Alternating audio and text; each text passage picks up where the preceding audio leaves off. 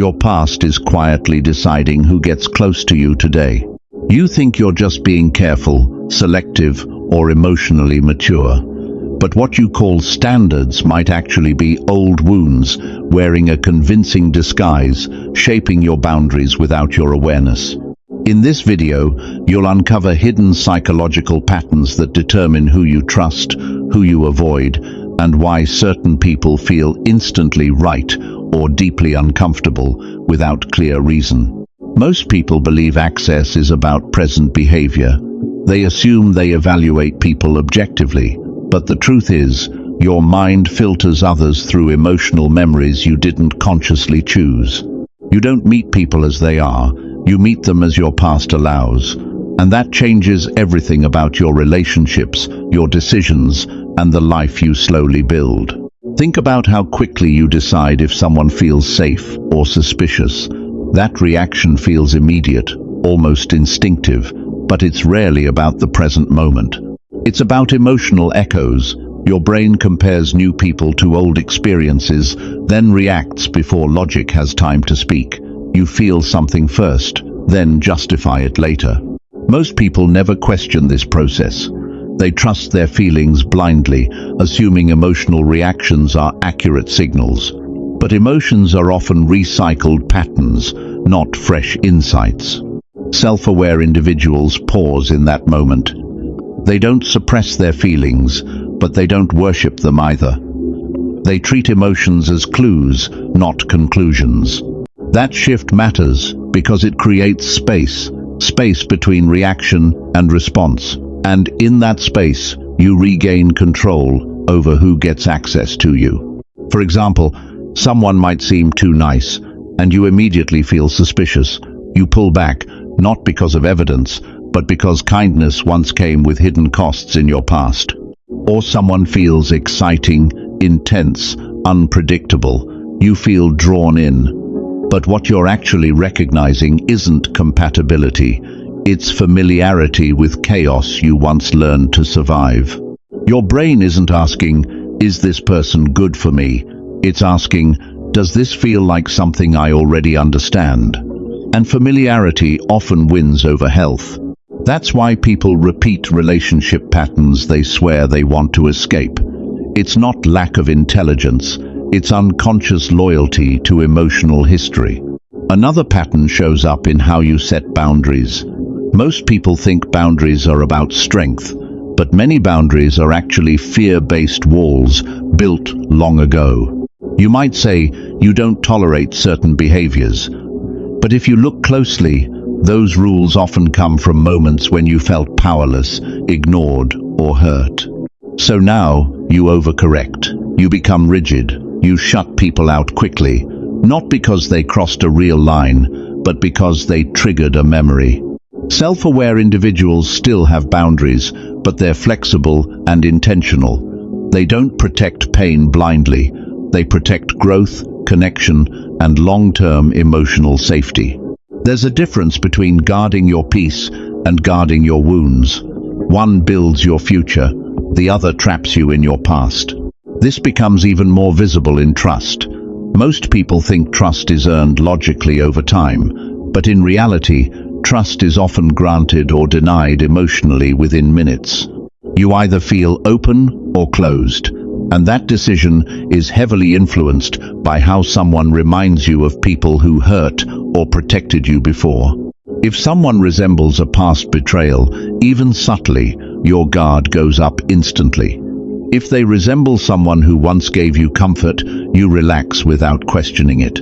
This is where things become dangerous, because resemblance is not reality, and your brain doesn't always know the difference.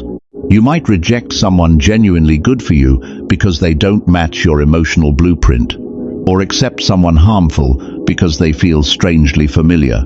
Pause for a moment and ask yourself something honestly.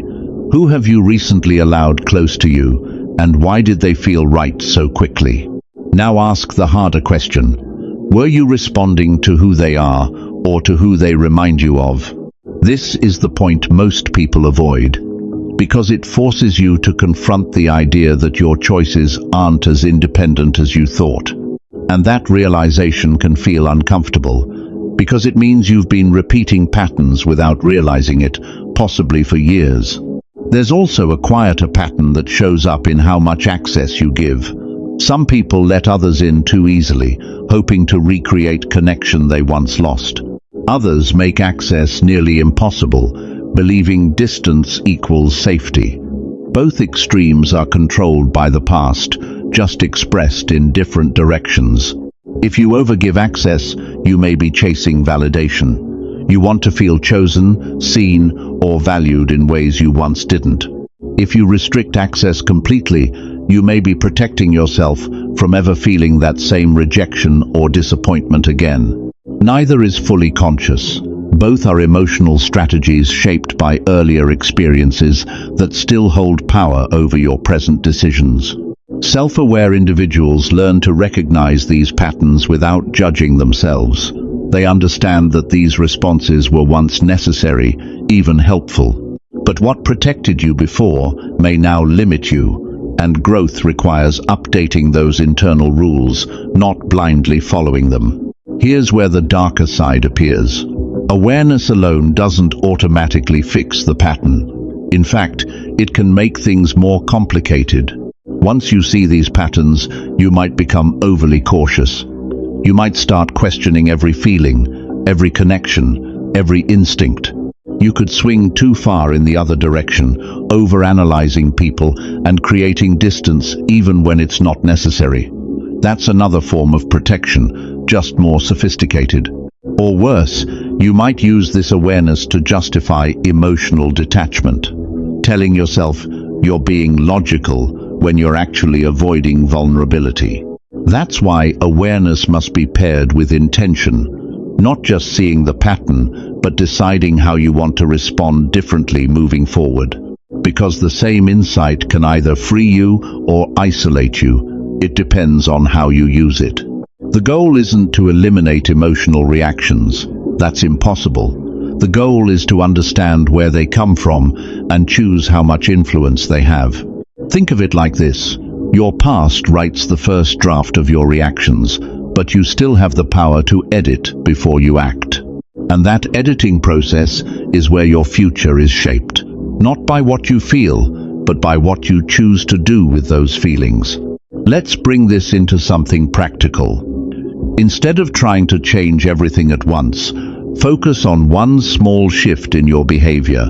The next time you feel an instant attraction or resistance towards someone, don't act immediately. Just notice it. Sit with it for a moment. Ask yourself, what does this remind me of? Not who this person is, but what feeling they triggered inside you. That simple question creates awareness, and awareness gives you a choice that most people never take. You can still trust your instincts, but now they're informed, not automatic.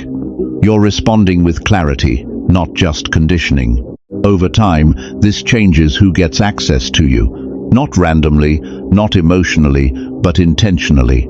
And that's where real self-improvement happens. Not in dramatic transformations, but in small, consistent shifts in how you think and respond. If this way of thinking resonates with you, then you're not just watching content, you're becoming someone who questions deeper patterns and chooses growth over comfort.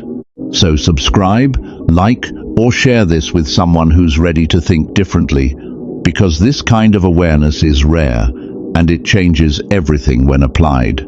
In the end, your past may influence your decisions, but it doesn't have to control them. Because the moment you see the pattern clearly, you stop being defined by it.